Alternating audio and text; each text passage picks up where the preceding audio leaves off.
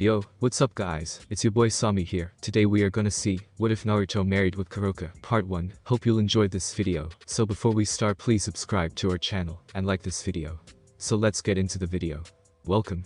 The beautiful young woman with long red hair and a curvaceous figure strode through the door into a store filled with all kinds of merchandise, ranging from simple stuffed toys to model kits from different kinds of anime and mangas. The store owner merely smiled at the teenager, as she had been a frequent customer of his who had purchased a lot from his store. Riz, what can I get for you today? Hello, Kagasuchi-san. The redhead known as Riz bowed to the old man. Has the Master Grade RX-0 unicorn I ordered arrived yet? The elderly man nodded, as he brought the box out, showing the picture of a white mobile suit with a horn on the top, its head reminiscent of a unicorn. Just came in this morning. Riz beamed happily, as she handed out the correct amount of money needed to purchase the item. That's great, thank you so much. The man simply smiled, and lightly chuckled at how such a beautiful girl like her can be such an otaku. My pleasure, you have yourself a nice day now. I will thank you once again. Riz then turned around, and made her way out the door, happily holding her newly purchased item she will be spending the entire night, and tomorrow assembling. Now you are probably wondering who this girl is. What is so special about her? To answer that, it's simple. She is Riz Gremory, heiress to the Gremory clan of devils in the underworld. That's right everyone, she is a devil, a living, breathing, devil of the underworld. And she is an otaku. Deciding that she will take the train this time, she stepped into the train station. Sitting down on the bench, she looked to her right to see a young man her age or probably a year or two older than her. He had golden hair, and the bluest eyes one could ever have. But most of all, he had the most distinct whisker-like marks on his face. It's the whisker marks, isn't it? The young man asked with amusement laced in his face. Oh? Riz flushed, and looked away. Sorry, but yeah, it's the whiskers. The young man chuckled, and smiled, using his hand to comb his hair. I get it a lot, you wouldn't be the first, that's for sure. Still, I'm really sorry for being rude. It's alright. The man shrugged before looking at the contents of her bag. Master Grade RX-0 Unicorn Gundam didn't just come out today. She nodded enthusiastically. I pre-ordered it. I'm going to be spending the entire night assembling this. I'm so excited. Well, at least it's nice to meet a fellow nerd, a rather beautiful one at that. Oh, thanks. She flushed a light hue of pink at the compliment given to her. It was strange, this young man her age was a simple human, and yet he intrigued her. Before she could say anything, her train had arrived. Well, this is my ride. I'm Riz, by the way, Riz Gremory. Naruto told her, Naruto eager. Well, it's nice to meet you, Naruto-kun. Riz waved, as the door closed, getting a return wave, and a soft smile that made her blush. He's interesting. Riz Gremory, he thought, as he repeated the name in his head. To think I would meet someone like you here of all places. Never thought a devil would be a Gundam fan. Standing up, and watching the train leave, he activated a device, digitizing his body, and rendering it invisible to the naked eye. He was no ordinary human. The three factions, the ones behind the works of the world, angels, fallen angels, and devils. These three supernatural races had existed since time before, and long ago they were at war. Long ago there was a war that nearly destroyed it all, a war between the three that ravaged all. Of course, records of it could be found in any biblical history, in any library, and through any historical researcher. But of course this was all supernatural, and, as time passed, humanity believed less and less of it, further weakening the kingdom of heaven, as believers were turning into a premium. Time came and went, and what was left of Christianity, which was still one of the dominant religions in the world, amassed mostly in the Americas and Europe, these were all that was left since the birth of atheism, and the beginning of Christianity's decline. Now the angels are holding on to what is left of what they have. Well, they still remain strong, they are from what they used to be long ago. Even the devils did not have it easy, for they had just recovered from a civil war to overthrow their previous leaders who wanted to continue on with the three-sided war, a war that no longer held any meaning. Now under the new leadership of four Satans, they had finally enjoyed the peace that many devils had longed for. The fallen angels, on the other hand, resided somewhere in the underworld that had been granted to them by the newly reformed devil government. For all three factions, they signed a treaty known as the Kuo Treaty. It was here that all three of them signed a treaty of both peace and friendship. Along with the agreement, they will all combat the new threat known as the Chaos Brigade, a rogue faction that threatens the balance of peace. But deeper into the shadows, there was a faction of humans with power thought impossible by most, a power that rivals the three factions. It was a power not of magic or any supernatural power, but it was a power created through the intellectual minds of humans. A faction that has yet to be known, yet in the eyes of all, it was just a regular PMC. A simple private military company with extensive resources to build the most advanced weapons to date. But none of the three factions knew what they were truly capable of. Reports of dead rogue fallen angels and devils were immediately covered up. Confusion spread, as each of their bodies were littered with bullet holes. While the three factions were unclear as to who killed them, it became clear that some sort of human-made weapon was created to hurt and kill them. It was most certainly frightening news. As they investigated the areas where the rogue fallen angels and devils were killed, they detected no trace of anyone who killed them. It was as if the humans suffered no losses whatsoever. It was just inconceivable. No human or humans should have this kind of power roaming freely. Year 2035 AD. Somewhere in Eastern Europe. A four-man squad of soldiers plus one clad in black armor with the symbol of an orange skull on their shoulders crept through the dark alleyways of Country D. Behind the squad was a single soldier wielding the newest incarnation of the Kalashnikov series, the AK-470, a complete revival of the original design without its faults, using the famous 7.62x39mm round, but no longer suffered from its infamous kick of recoil.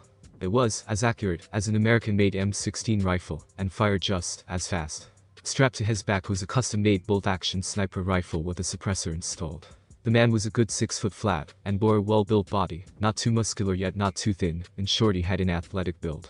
Unlike the four other soldiers who wore standard gear with the overmatch Armix helmets, he wore the new Daedalux Slantax 2 helmet, a white round triangular designed helmet with improved HRV. HRV stands for Hyper Reality Visor, a real-time viewing system that detects biodensity and heat. It was a system built somewhere in Germany, and was only made known to the soldiers working in the PMC. Not even the world's militaries have this kind of technology. The United Nations had very little knowledge of this upstart private military company, but they all were increasingly worried over the superior weapons, training, and technology they possessed for their soldiers. They had tanks that could transform their treads into spider legs for increased mobility when in a tight situation. They were the world's leading PMC, and nobody didn't want to mess with them unless they were dumb enough. "There's the building," the squad leader said, as he raised his arm to stop the others behind him. "I'll take overwatch in the next building," the extra soldier with the Daedalux helmet said, pointing to the building next to their target. "I can set up and get a good view from there. Once I'm up there, have your men ready to storm in." "Yes, sir." The sniper then made his way up, using his body to leap up the walls and grab onto the ladder. Parker was what it was called, using the human body and surroundings as propulsion to get from point A to point B, with the focus of maintaining as much momentum as possible while still remaining safe. It had become the primary training discipline for these mercenaries. Scaling the ladders, he vaulted over to the open window before reaching the roof, where he was given a good view of the half-finished building across from where he was. There he saw 5 fallen angels discussing their plans on what to do next. He couldn't quite hear what they were saying, but it seems their leader was quite upset. Setting his Kalashnikov down, he grabbed his sniper rifle and trained his crosshairs directly at the 5 fallen angels. As his HRV saw through the brick wall, Hammer 2-1, this is Disciple. I'm in position, go in on my signal. Copy that, Disciple, moving into position. How are a bunch of humans this powerful? It's just not possible. The lead fallen angel roared, they're humans, they're supposed to be weak and fragile. Well, apparently we were wrong. A female fallen said while nursing her wound from a gunshot wound, and their bullets hurt, I mean really hurt. They have bullets that can kill us, bullets made of Damascus steel. This can't be happening. Another said, as he looked at his fellow fallen angels while healing the wounded one. These humans are even immune to our illusionary magic. It's just not. Squelch. Larner. The female screamed, as a single bullet ripped through her friend's head. She could only helplessly watch, as her now dead comrade fell flat on the floor. The door to her front slammed open, as a device was thrown into the room, emitting a flash that stunned them. Seconds later, light spears were being hurled from her still able-bodied comrades, but they ultimately fell to the hail of Damascus steel-imbued bullets tearing through their flesh. Deploying shields, the soldier said, as he slammed the device onto the floor and activated a wall that deflected their light spears. The female just couldn't believe her eyes. They now had the means to not only kill them, but counter their abilities. This can't be happening. Another few seconds had only passed, and her friends were now on the ground, alive at least, but she feared what would happen to them, most likely interrogated. Cow's brigade agent secured, one of the soldiers said through their black helmets. Good. A voice came through the radio, have them shipped out for processing. Roger that. The soldiers then cuffed them, using some sort of inhibitors that prevented them from using their powers. My life is over. The female fallen lamented. You humans won't get away with this.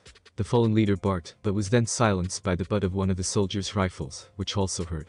Shut the fuck up. One of them said, you have no power here. The leader growled, but then earned a boot to his face. Hammer 2-1, Disciple, the voice in the radio heard once more. No hitting prisoners, now get them, and head up to the roof. Yes, sir. The now captured fallen angels were led up to the roof of the building, where a tall aircraft was waiting for them, along with one more soldier holding a sniper rifle, while a Kalashnikov assault rifle was slung over his soldier. All prisoners are accounted for. Good. The sniper nodded, let's go home. The female fallen angel could only grimace at the people who captured her, and her brethren. They were the light that never existed, those who work in the shadows that had sowed fear into the hearts of the 3 factions. Blacklight. Disciple smirked when she heard the woman mutter the name, but was cut off when the communicator in his helmet went off. Hello. Yes, really. I will be there immediately. Something good, Commander? The squad leader asked his superior, as they boarded the toll. Smiling behind his helmet, the sniper nodded. Very good. Progress. The building block of any civilization. It was through progress that thrusted humanity forward for millennia. It was through progress that we are what we are today. Entertainment, medicine, industry, all of it would not be possible were it not for progress. Through progress came the advancement of technology. Entertainment rose, actors became even more famous than religion. Music became a cult following, sometimes even worshipped. Weapons got more powerful, the action got faster, the stakes got bigger than anything we have ever seen. But it was also through progress that the truth became blurry. They say truth is the first casualty of war. But who defines what's true?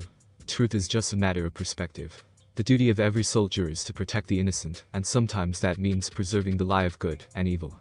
Sometimes the boundaries between the two don't even exist, it's just one big gray canvas. For technology, the advances in human medicine became bigger than ever. Fully automated prosthetics were built. Genetic augmentation.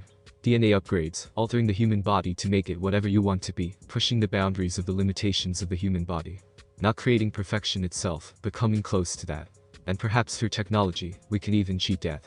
Images of people throwing firebombs, and whatever they could find at buildings. Multiple riots have been occurring all over America, as humanity front purists are attacking limb clinics everywhere. We cannot just stand by in silence, and watch, as these scientists play God, a purist declares in front of an audience of thousands of people in Detroit. The scene then jumps to a scientist from the Rieger office in America, making a public statement in front of a large building, with the symbol of a DNA strand with a pair of hands holding an apple in front of it. Playing God was never our intention, and it will never be our intention. We simply wish to thrust humanity forward into an age of prosperity. The image of a man in a talk show angrily retorts the claims from purists. These Luddites don't understand the benefits of fully functional cybernetic prosthetics and augmentations. Think of the war amps. The children with missing arms or legs, do they even realize how much good it has done for them? A religious zealot within the purist mass screams defiantly in front of a wall of policemen with a weapon in hand. This is not what God had planned for his children. Is it wrong to want to surpass the limitations of the human body? Is it wrong to wish to better ourselves for the benefit of all? This isn't about technology, this is about right and wrong. Do you think the retinal chips you buy at the mall are high-tech? A researcher retorted, our military is light years ahead of that. The things we use to heal ourselves, they use it to literally turn humans into weapons. The notion that the United States sponsors some sort of super soldier program is not just untrue. The scene jumps from a politician talking to reporters to a battlefield where 3 soldiers are seen through a heat sensor, with one soldier not having any heat on his legs, arms, and eyes. It is patently absurd. Next question. The scene jumps back to the researcher, neural control, voluntary limb replacement. This is happening. The only thing holding us back is how far we are willing to go. End song. Munich, Germany. Rieger Hospital. Where is she? A young man of 20 years with blonde hair and blue eyes and noticeable whisker-like marks on each cheek asked the nurse in the reception, to which the reply he got was her pointing at the direction and the room number. The man ran through the large hallways of the hospital, where he was stopped at room number 900 on the 9th floor of the hospital. There he had a look of happiness when he saw a beautiful woman with long black hair and golden eyes, holding a newborn baby wrapped in a blanket with hair as gold as his, but had the eyes of the woman. Kuroka. The woman lovingly smiled at the man at the door, tears of happiness flowing down her eyes. Naruto. The man known as Naruto slowly walked into the room and leaned down, their lips meeting in a loving and passionate kiss before the infant. He's beautiful. He's ours. Kuroka whispered, as she was still crying tears of joy. You gave me a future for my people. I promise you, didn't I? He sat down beside her and kissed her forehead. I love you so much I can't believe it. I'm a father. And I'm a mother. She looked at his eyes, his augmented eyes, as she could see the tiny computers implanted into his retinas. Caressing his cheek and his whisker marks, she let one more tear slide down her cheek before smiling. I love you, Naruto, thank you. From there, the scene of a mother and father embracing each other with their child created a perfect picture. It's been 2 years now. He quietly said while gently stroking his son's cheek, who had inherited his whisker marks.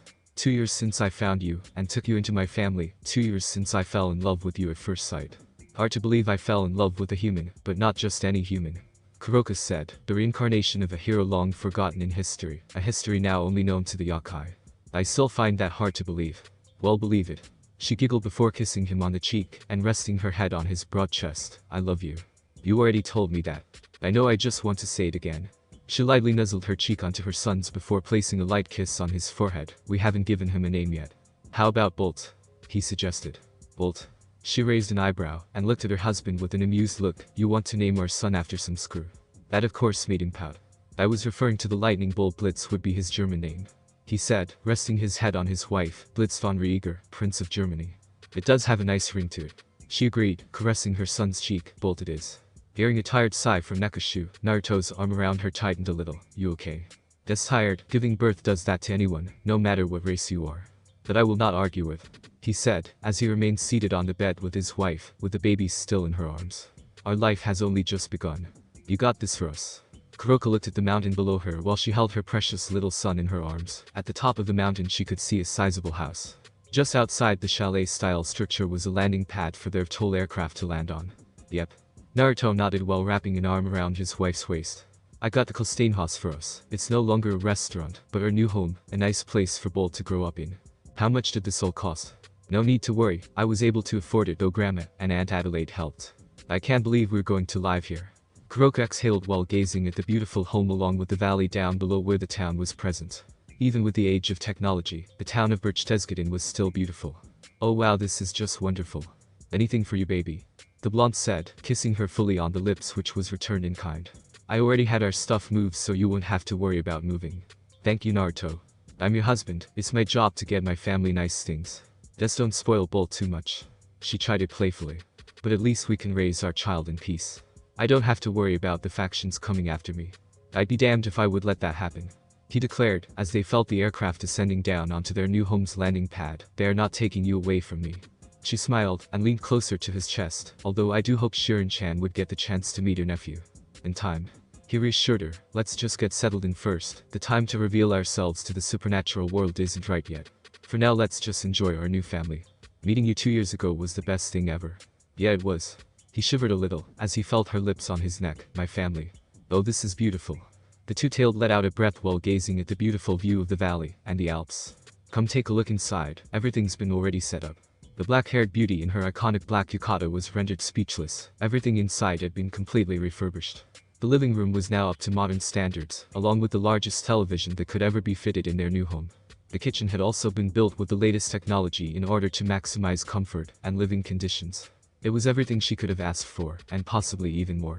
The master bedroom had a queen-size bed with a large window that had the view of the valley. Just next door was Bolt's room with a crib installed. Stuffed toys, pillows, blankets, extra diapers, and supplies for the baby alone was more than enough. She truly was blessed to have met him, and now he had given her the future of the race, a race nearly extinct. Due to Nekomata normally being female, they are forced to mate with other races, normally human males, as they are the most numerous. No matter what race they mate with, the offspring would always be born a Nekomata. Kuroka on the other hand is a special variant of her Raven the Nekashu, a sub-race known for mastering Yujutsu and Senjutsu. Yujutsu is the Yokai form of spellcraft, and is mainly unique to the Yokai. Senjutsu on the other hand is different from magic and sorcery. The biggest difference is that Senjutsu stresses the importance of something called chakra, the aura that is the great original power that flows into one's spirit, in other words one's life force, and turns it into a constant current. It is a power that is both similar yet different from the magic of devils, and the light power of angels. Its direct destructive power cannot match that of magic or the power of light, but Senjutsu can make use of the unknown part hidden within plants, animals, and people. For example, if one learns Senjutsu, it is said that they could excel at reading the flow of someone's spirit, of their aura, and that they can also grasp the movements of a faraway target to a certain degree.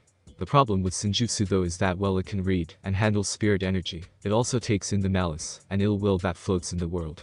This means that absorbing too much of that malice will result in one becoming drunk with power. It is something that even Kuroka is afraid of, but thankfully Naruto said that they will tackle it together now that he had learned how to use chakra from fragments of memories of his past life. For now he would use chakra to strengthen his body, and do feats thought impossible. She was elated though, for the first time in a very long time had given birth to a son, a male. The future of her race never looked brighter. She walked over to the living room after putting her son to sleep, and saw her husband on the couch, looking at his cybernetic right arm. "Naruto. It still baffles me how I can feel every touch with this arm," he whispered, flexing his prosthetic mechanical hand. "It's been 10 years since I lost my right arm. 10 years since I lost my parents in that freak car accident.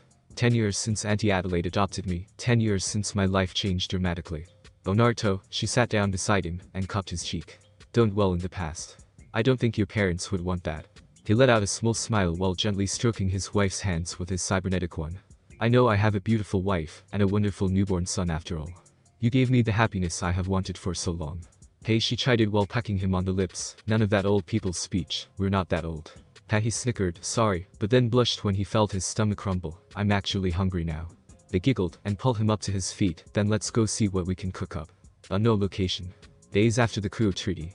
And yet another group of fallen angels in Chaos Brigade fall victim to these attacks. A man with black hair and golden bangs, lacing his fingers while speaking to two other men, one with long golden hair and a halo atop his head, and the other with long red hair. This is the fifth one this month. This indeed is most concerning. The one with golden hair spoke with a grim nod, to think that humans would have gained this much power without us knowing. That is indeed troubling. The red spoke up, but these people have been targeting only Chaos Brigade units, and stray devils that have been killing humans. I don't have any real cause for concern, as long as we do not provoke them. Yeah, you're right about that. The first person shrugged, leaning further into his chair. At least in a way they're helping us with that problem. What do you think, Michael? The blonde known as Michael sighed. Well, I do not deny that they have been indeed aiding us. I fear they may have an ulterior motive, and I also fear that they are not affiliated with the church. They have the makings of exorcists, and yet no sign of exorcisms in the scenes, using weapons not sanctioned by the church. Don't expect these people to play by the rules, Michael. The redhead spoke, because I can assure you that it most certainly will not be a war between humans, as disastrous as it is, and knowing the hearts of mankind they will retaliate in force. Just to be safe, I would advise that you simply let them be, and see what happens next. He's got you there. The first person with black and gold hair said in agreement. Michael nodded, knowing that this was the best course of action. Very well, Sir Azazel. Next day. More reports, and scenes of purists attacking Lin clinics are rising, as religion has become a major part of this. Many preachers and religious representatives have boldly claimed that augmentation is not unethical.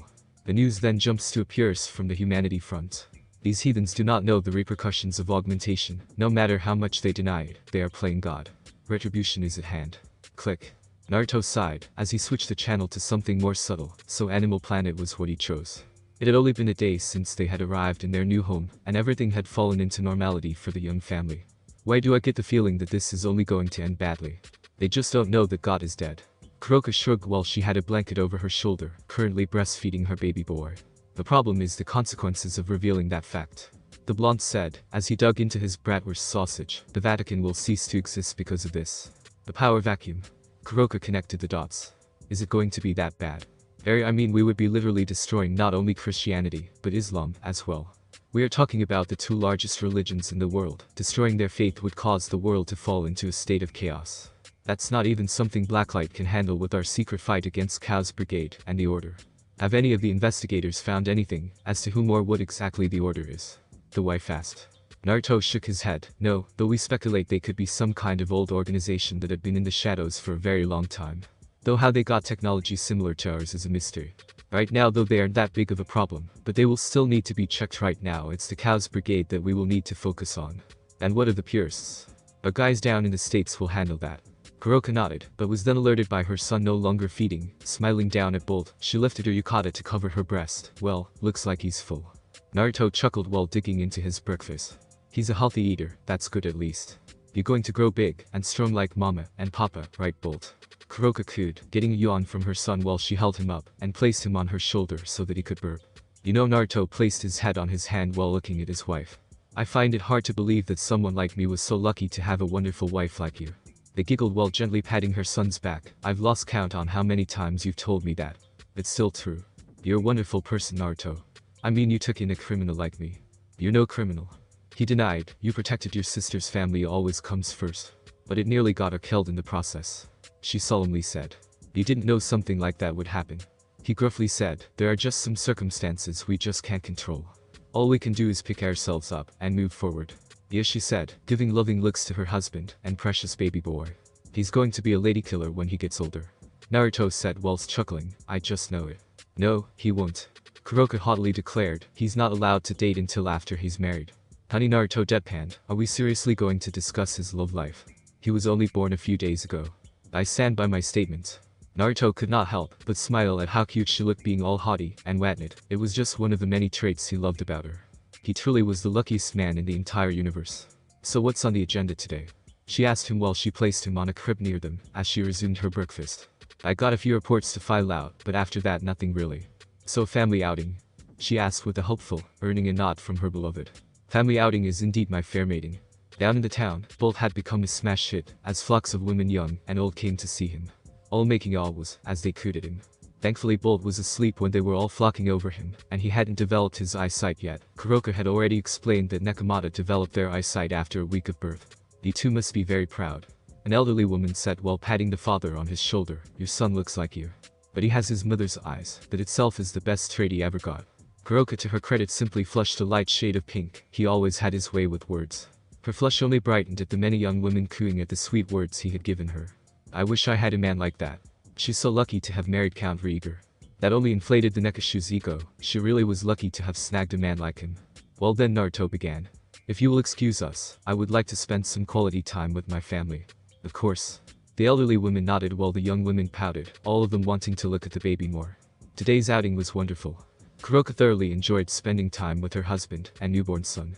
As soon as they got back, Naruto had gotten a call on his phone, and she knew what it was about. It was time for him to go to work. "Ja?" he asked, as he spoke to the phone. "Ja, yeah, I'll be there, see you then." "Work?" she asked him with a sad look, as she set her son down on the crib in the living room. "Yeah," he smiled sadly while giving her a kiss. "I'll be back before you know it, my heart. Just be careful out there." "I will," he said, kissing her passionately once more before kissing his son's forehead. "Go ahead and order dinner if you want." "Okay." Several hours later. Somewhere deep in the Arctic Circle en route to the Pacific. Fully geared, and holding his AK-470 and custom-built sniper rifle, he boarded the VTOL aircraft, and no sooner than that it lifted off into the air. Within the aircraft he looked into a datapad where the mission data was being displayed. Apparently there have been a few terrorist attacks in Japan's limb clinics, and to his luck the terrorists have been traced to a small town. The town his wife's sister Shirin was currently residing in. "Sir," the pilot snapped the man out of his daydream, "we're approaching the Synfaxi. Thank you for alerting the ship that I will be arriving shortly." "Yes, sir." The Synfaxi class of submarines was a testament of Rieger Industries' technological and military capabilities. Well, it would be a testament were it not for the fact that it was kept secret to the entire world. It was a fully functional, fully underwater aircraft carrier that has been powered by a nuclear fusion reactor that was encased within a container that, should the ship be destroyed, the reactor would be still intact, preventing any radiation from spreading.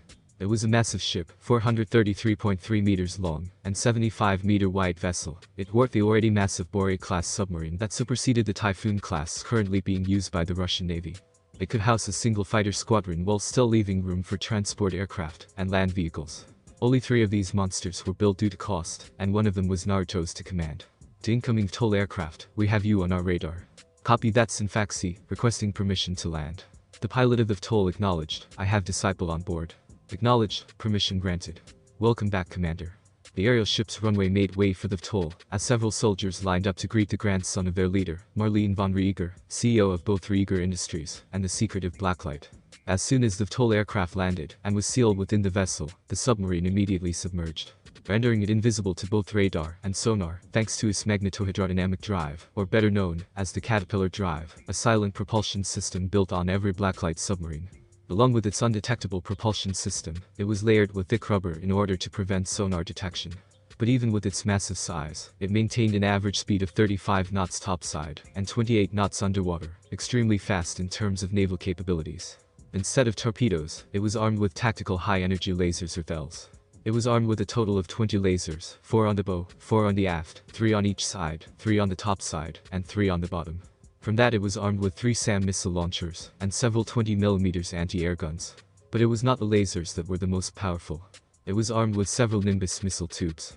The Nimbus missiles are special shockwave intercontinental ballistic cruise missiles, armed with a high-explosive warhead designed to detonate in mid-air, airburst. The warheads used allow the explosion to remain airborne for several seconds before dissipating mid-air and destroying anything in its radius. It was the next best thing to a nuclear missile.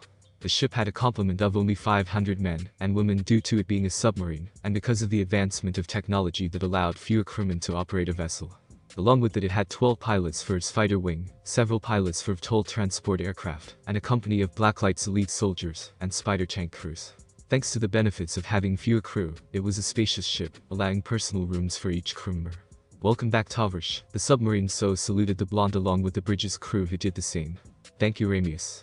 The blonde shook the older man's hand before addressing the bridge. "As you were, all of you, let's get down to business." Ramius nodded, and did so. "The ship's course is en route to the Pacific. As we speak, we'll have a VTOL ready within the hour." "Good." Naruto nodded. As he approached the tactical table, the ship's mission was to set up a presence and operate in the Pacific Ocean, while the other two operate in the North and South Atlantic Oceans. From there the Synfaxi can be used as a relay and mobile command base. So how's the wife and newborn? Naruto smiled at So, who was at least twice his age. Good, I am the happiest man in the world right now. The older man smiled as he stood beside his commanding officer. Just be sure to not repeat the mistake I did and don't ever let them go.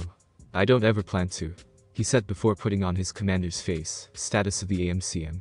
Anti-magic countermeasures are online and functional, sir. A weapons officer reported. We are also running silent, no one can see us. Good. The anti-magic countermeasure AMCM, pronounced AMCAM, was a special barrier that protects the Synfaxi from any known magical attack that was used by the three factions. Speculations say that it could probably even protect it from a dragon's attack, though they are just speculations, as its full potential hadn't been fully tested due to the lack thereof. But for everyone, it was the best defense against the three factions, though even then they were still unsure if it could withstand an attack from a seraph or the four demon lords of the underworld. But it was still better than nothing. So what's the situation that our precious limb clinics in Japan need fix? Zo brought up the information on the tactical table's computerized screen and showed images of several damaged centers. We received reports of our clinics firebombed by terrorists, suspected to be purists, along with religious zealots within their ranks.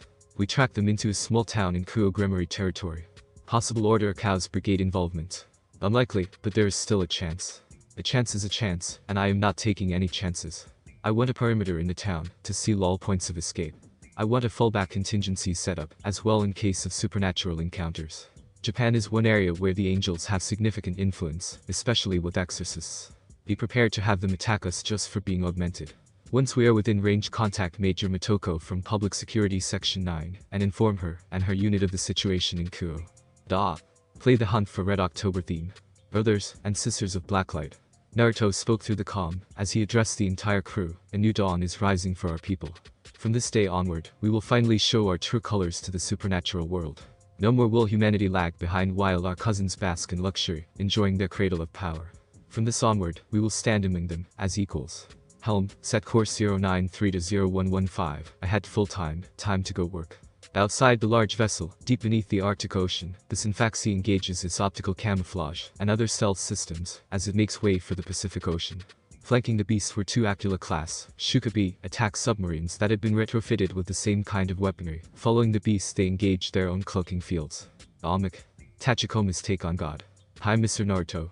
The blonde turned around to see a blue four-legged bipedal walking tank just roughly over 7 feet tall. It had a pair of three-fingered arms with what appeared to be machine gun barrels installed in the center. Along with it had a snout that housed a 50mm grenade launcher. Hey Tachikoma, how are you today? I'm good. Say, you know about that existence of God thing that I had trouble understanding before? The robot asked, getting a nod from the blonde. I think I understand it now. Maybe, just maybe, it's a concept that's similar to zero in mathematics. In other words, it's a symbol that denies the absence of meaning, that meaning that's necessitated by the delineation of one system from another. In analogy, that's God. In digital, it's zero. What do you think? Throughout the entire time, Naruto simply stared at his robotic friend, not knowing exactly what to say about it all. What I'm getting at is that the basis of our design and construction is digital, right? So for the time being, regardless of how much data we accumulate, none of us will ever have a ghost. But for analog-based people like you, Mr. Naruto, no matter how many digital components you add on through cybernetic prosthetics, your ghost will never diminish. Plus, because you have a ghost, you can even die. You're so lucky. Naruto simply could not comprehend what he just said. Sure, he already has a degree in cybernetics and technological science and development, but hearing it from a robot was just, well. I take it back, you guys are weird. It was early in the morning, but no one dared come out at the sight of soldiers clad in black armor and holding weapons that looked like it could hit you 1,000 times over. Everyone knew the reputation Blacklight soldiers held, and everyone knew that provoking them was a bad idea. All they could do was watch from the windows or the sidelines, as a soldier's upper half of his body peeked through the hatch of an AMZ-26 Badger IFV striding through the streets, heading straight for the center of the town. Matha-will, this is Disciple Actual. Naruto spoke through the radio, as his IFV drove through, approaching town's warehouse district. Copy that, Disciple, we have you on visual, just keep moving forward. Understand, Matha-will, discipline out. Within the IFV, 3 other men were readying their weapons, all of them bearing the same uniform Naruto wore, along with the new Daedalux Slantax 2 helmet. Once we are in the area, we move fast and quiet. They already know we're here since we woke up the locals. Tread carefully and make sure we all come back home safe and sound. Yes, sir, was the collective agreement of the rest of the squad. As the armored vehicle approached the warehouse sector, the squad was put on edge. Everything was quiet, not even the sound of a rat could be heard. Slowly and quietly the squad exited the vehicle, while the IFV scanned the area for any movement. "Baptist, what do you got?" "Nothing on the scope, sir," answered the IFV's gunner. "Not even a single fucking heat signature. I don't like this." "Neither do I, Baptist." The blonde then gestured his hand forward, ordering his squad to move up. With their backs pressed up against the outer wall of the large warehouse, they slowly crept up to the door that was barely open. The distance between the door and its lock was only an inch. Naruto took a small peek and saw the lights were all out. Night vision on. The squad nodded and activated their low visibility optical display. Through their eyes all they could see was black and white seen through their helmets. As their commander slowly and carefully opened the door, their weapons were trained on it, as well as their surrounding area, in case an enemy tried to flank them. "Move in." Silently and quickly, they entered the warehouse, alerting no one in the present area. "Nothing on scopes, you." "Clear. Clear." "Nothing here, sir." "Person, hit that light switch." "Yes, sir." The soldier did so, but, as soon as he did, he could not believe what he and the rest of the squad saw. "Lights are on, what the fuck?" Disciple squad sat in their IFV, as the rest of the units moved into the warehouse sector, already moving the dead bodies of children the squad found in the building. "Those were all little kids." Corporal Ray Person muttered. "Those were all fucking little kids, man. That ain't right." They were augmented, not physically outside augmented, but all of them had some sort of heart implant. "So now we have fucking purists killing kids because they weren't human enough." Ray exclaimed. "That ain't fucking right. Always knew those purists were fucked up." Sergeant Andre Baptista said, as he looked through his gunner's sight. "But damn hombre, they just got even more fucked up." "It's weird." Sergeant Bradley Iceman Robert spoke up. "Not a single person in this town knew what happened here. That just makes them all suspects in our eyes." Naruto muttered, handing an MRE pouch to Ray. "The world is just a playground for all those damned higher races." "You think the fucking church supports the purists?" Ray asked. "I wouldn't be surprised if they did." The blonde replied, as he leaned into his command seat. "How many kids were in there?" "Around 20 bodies, give or take." Brad said. "Most of them haven't even hit 10 yet." "Fuck me." Ray cursed. "If I ever find the son of a bitch that did this, I'm going to enjoy ripping his guts out." "Get in line, Ray." Naruto was about to say more when his radio went off. "Word from HQ, sir." The 4th squad member, Lance Corporal Klaus Steiner, handed the radio to his commander. "Disciple here." The blonde spoke to the radio's speaker. "Yeah, the area is secure. No casualties reported besides the bodies we found. So our next order is to make contact with the Gremory." "Alright, we'll do that, as soon as possible." Disciple out. "So we are finally meeting them." Naruto nodded. "Time to make ourselves known. We'll be meeting with the Gremory at Kuo Academy this afternoon. So everybody gets some needed rest. We'll be using the warehouses as a temporary base." "What about the one where we found the kids?"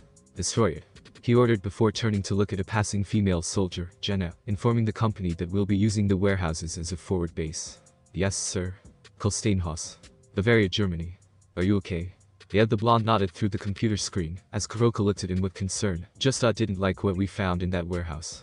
"There was nothing you could have done, just be thankful they will be getting proper burials." Naruto nodded. "I just can't believe they would go this far." "I'm just glad you're okay," they said with a somewhat sad smile. "I just got word from Mom that you will be meeting with the devils today." "We are," he confirmed. "Time to make ourselves known. I just hope it all goes well." "You'll be meeting with Shirin like you promised?" "Yup." Kuroka smiled, as she cradled her sleeping son. "When will you be back?" "Soon, I hope. After we meet with the Gremories, I'll see what I can do. I just have a feeling that something is going to go down after this." "I'll see you then, my heart," Kuroka said, placing her hand on the camera screen, which Naruto did the same. "I love you." "I love you too." As the video turned off, she let out a soft sigh while still holding her few days old son. Before long she heard the doorbell ring. Placing her son into a crib, she went to the door and activated the security camera footage, getting raised eyebrows from her. Mom said, as she opened the door, looking at a red-haired woman that looked like she was in her late 20s despite being older. "Hello, Kuroka." Adelaide von Rieger, eldest daughter to Marlene von Rieger, and adopted mother to both Naruto and Kuroka. "Come in. You're worried about him, aren't you?" the redhead asked, as she sat across the young woman in the living room. "What wife wouldn't be?" She sadly smiled, as she poured some tea for her adopted mother. "I mean, we have only just become parents, and now he has been called into the field. That's the life of a military wife, Kuroka," Adelaide said. "Coming from me, it is better to keep them happy than to keep them safe." "I know," Kuroka said. "I'm just scared he's married to me after all, and I am still wanted in the entire underworld. You know we won't allow them to lay their hands on you. You are a part of this family." "I know that too. I'm just scared they might go after him. They all think that is dangerous, so I also fear that they will go after my baby." "That will never happen." Adelaide reassured her before looking at her grandson. "How is he? Has he gained his traits yet?" He won't until he turns a month old. They replied while caressing her son's whiskered cheek, though he is already starting to gain a bit of his eyesight. I just wish Naruto was here right now. He'll be back, the redhead said. Mom will be there during the first contact talks, so that will give him more than enough incentive to go home. After the talks, the unit will be temporarily relocated to the Middle East. We still have problems with the religious fanatics there. The purists have gotten their ideals drilled into their heads. Naruto suspects the church is supporting and supplying the purists. Adelaide chuckled. I wouldn't be surprised if they did. After all, they don't exactly like us. They did convince Italy to withdraw from the European Union. How about the talks of Europe becoming a federation? Kuroka could not help but ask. Talks are going well. The UK surprisingly is going to back out, but the rest of Western and Eastern Europe minus Italy is all in for it. Blacklight will function under a renewable contract to work alongside and train the Federation's military Enforcer Corps. How soon will the European Federation be official? Within the year, training of both the Army and the Enforcer Corps is already underway. Thanks to your contribution to chakra research, some of our soldiers have already exhibited chakra-like systems in their bodies. Glad to be of help. Kuroka smiled. I just hope that my people will be able to migrate to Europe soon. Adelaide smiled and placed a hand on hers. I am sure that once we reach out to the remaining Nekomata in hiding, we will be able to convince them. For now, just wait for Naruto to come home. I will. Several hours later. Japan. Kuo Academy. Blacklight had dismantled the warehouse used to keep the dead children. While doing that, they had used the other warehouses and the sector as a forward base of operations. This of course did not go quietly, as the locals had expressed concerns as to what they were doing here. But they were assured by Japan's Public Security Section 9 that they are here under jurisdiction by them to quell the terrorist presence. In exchange for getting their help, they were allowed to set up a presence in the town. Unfortunately, that did not quell the overly grown concerns, as many of the people feared the PMC, mainly due to propaganda created by the church, but of course everyone believed it because they were the church. And everyone knows that you can never go wrong with the church. Tensions between most of Europe and Italy were high, as the Vatican had begun slandering them for no longer siding with God. But none of the Vatican had known the truth, the real truth, a truth that all of Blacklight and Europe's leaders know. A truth that could shatter not only the two largest religions in the world, but the angelic faction as well. But they weren't going to use it right away, they were saving it, waiting for the right time. For now they needed to build up, whether they like it or not. War was something that wasn't too far away. The Synfaxi on the other hand was currently docked in Blacklight's Pacific base of Iwo 2, or Iwo Jima in English. The island had come under ownership of the Rieger family a few years ago when Japan had lost interest in maintaining the place, so it had become the family's private vacation spot, while building a base for his private military. Right now Naruto stood next to his grandmother within Kuo Academy's occult research clubhouse, where the elderly woman who looked like she was only in her late 40s despite being older. As you can see, Lady Gremory, we are very aware of what goes on around here. Rhea simply stared at the older woman currently holding a cup of tea, as her eyes scanned the man next to her, wearing obviously advanced weapons, despite the fact that the assault rifle was a Kalashnikov, but the obvious evidence that they had Damascus steel worried her. These were the people that had been assaulting Chaos Brigade units all over the world. What are your intentions, Ms. Rieger? Right now it is simply to establish relations with you and your people, and to let them know that humanity is no longer at the bottom of the food chain. That was what she was afraid of. Riaz knew that humanity had become much more innovative over the past century and a half. They had become much more smarter and much less ignorant. The Devil Council of the noble families certainly would not like this. They had enjoyed their luxury of ruling over humans perhaps a little too much, and they were certainly not going to let this slide. She was even more shocked at the man standing beside Marlene. It was that man she met in the train station back in Akihabara. She had no idea that Naruto was the grandson of perhaps one of the most powerful women in the world. I will most certainly convey this to my brother. While my brother is a much more reasonable person, and will most likely accept this, the majority of the council might not be so. I completely understand what you are saying, young lady. Marlene said, as she maintained her small smile. Another thing before my grandson takes his leave and returns to his family. Naruto nodded, and woke up not to Riaz, but to Koneko Taoju, Ryu's rook, and handed her an envelope. My wife and I wanted you to have this. I am sure that you will be most surprised by the contents of this. Now if you will excuse me, I am going to return to Germany, and be with my wife and newborn son. Koneko hesitantly took the envelope, as the Blacklight soldier turned around, exiting the door, and boarding a transport toll. Go ahead, child. Marlene motioned Koneko to open the envelope. I am sure that you will be surprised as to what my grandson and his wife have in store for you. Go ahead, Koneko-chan. Rhea said, giving her the go-ahead. Koneko nodded, and slowly opened the envelope. Seeing a picture within it, she pulled it out, and what she saw she could not comprehend. In the picture was a beautiful woman with long black hair and gold eyes holding a newborn baby boy with gold hair, and the same gold eyes the woman had. This woman holding the baby was her older sister Kuroka, and the man who had just left was her brother-in-law. Onisama. What? Ria's nearly gasped along with the rest of her peerage, walking over to her rook, and seeing the picture, her eyes bulged out in utter shock. What is the meaning of this? I assure Lady Gremory. Marlene calmly said, there is no foul play here. My grandson is your rook's brother-in-law, and your rook Koneko Taoju, or, as we know, as Shirin, is an aunt. Ria's pawn, who had brown hair, gasped, Koneko-chan is an aunt. The Manan Onisama has a son, a male Nakashu. Ms. Rieger. Ria's narrowed her eyes. Do you realize that you are harboring a SS-class criminal? I would be mindful of your mouth, young lady. Marlene sternly said, be lucky that my grandson was not here to hear those words coming out of your mouth. We are all aware of why she did what she did. And by no means do we see her as a criminal. What she did was murder her king, in order to protect her sister from that man who wished to experiment on her for the use of Senjutsu. Ryuz looked at Koneko and Shock, who also had the same face. Marlene continued, Kuroka's powers exceeded that of her king's, so that man wanted to get his hands on her sister and replicate it, but Kuroka wouldn't have any of it.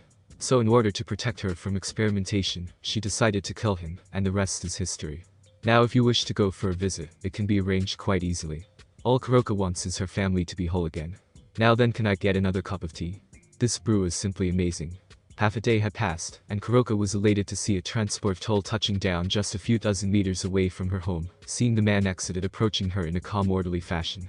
She did not wait though, she rushed out to meet him with her child in her arms, pulling him into a loving embrace, while locking her lips onto his. You're home. I am home. He looks down to see his wonderful son in his wonderful wife's arms, only a few days, and yet it felt like forever. That's my line. Naruto chuckled, and saw his son, already fast asleep, kissing his forehead, and he greeted him, hey buddy, daddy's home. I have dinner waiting. Then let's eat. I'm famished. Once putting Bolt in his crib, the husband and wife sat in the living room, cuddling, and enjoying the touch of their skin against each other.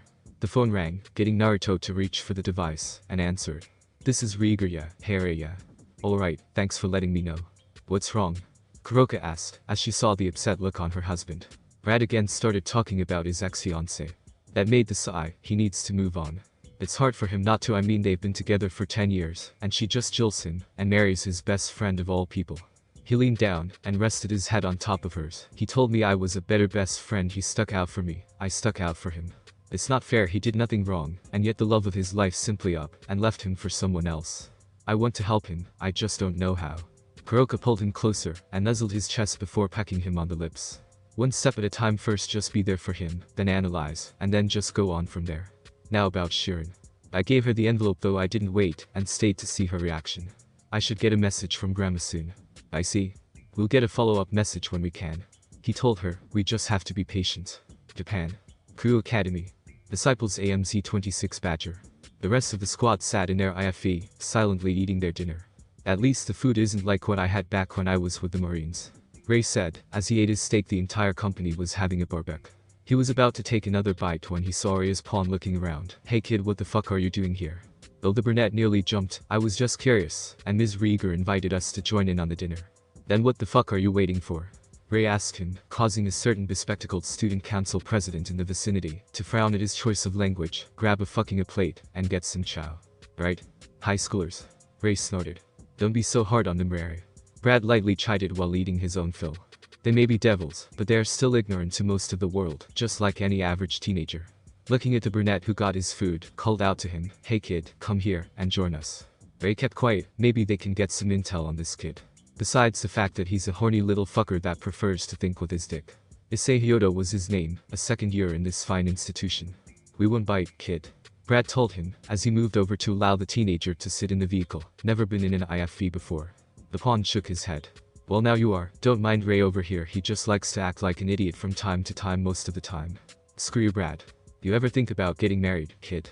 Brad asked the brunette, causing him to nod vigorously. Oh yeah. Issei exclaimed, I'm going to get myself a harem. Ray nearly spat out his drink, and broke into fits of manly giggles. Holy shit. Issei chose to ignore him, and simply let out a lecherous grin. I'm going to have all the in the world. By word Klaus deadpanned, he's like Ray, only worse. Fuck you, Klaus. Brad simply stared at the boy before he spoke in a somewhat emotionless tone. Women will always cost you money, but marriage is the most expensive way to go. If you want to pay for it, Tromley, go to Australia. For $100, you can order a whore over the phone. Half an hour later, she arrives at your door, fresh and hot, like a pizza.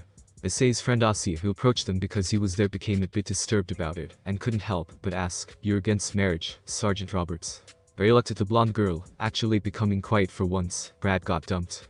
Brad began his little story as he looked down and poked his food. "My sweetheart since junior high dumped me and married my best friend since junior high. And the best part about it." He looks at the two teenagers and gives out a bitter smile while his voice is laced with resentment. "We're still all friends. They're that kind of happy couple that likes to hang photos of themselves all over their fucking house. Sometimes I just go over there to see my ex-fiancée doing the things that I used to do with her with my best friend. Surfing, jet skiing, even going out on simple dates like going to the movies and eating out in a nice restaurant." He smiles once more, only looking more bitter and angrier than before, while still maintaining his polite demeanor. "It's nice having friends." Asia and Issei look down, actually feeling sympathetic for the man. Ray remained quiet along with Klaus and the two operators of the IFE. He was nicknamed Iceman for a reason. Thanks for watching my video. Leave a like if you enjoyed my video, and also do consider subscribing to my channel for more awesome content. See you next time. Till then, sayonara.